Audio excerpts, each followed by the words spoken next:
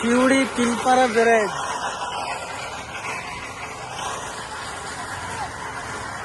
Suri Tilpara bridge no entry লেগে গেল, তার কারণ দেখাচ্ছি আমি। কঠিন অবস্থা ব্রিজের, নো এন্ট্রি হয়ে গেল ব্রিজ,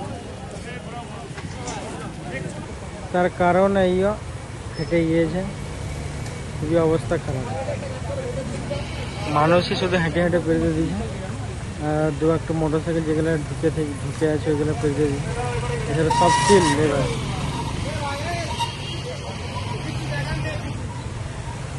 অবস্থা খুবই খারাপ।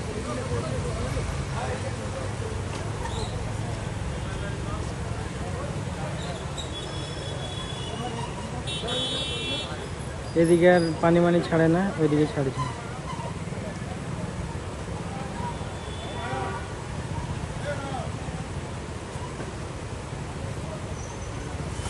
আপনারা কি দেখবেন, কি শুনবেন, কিছু করতে পারবেন আপনারা?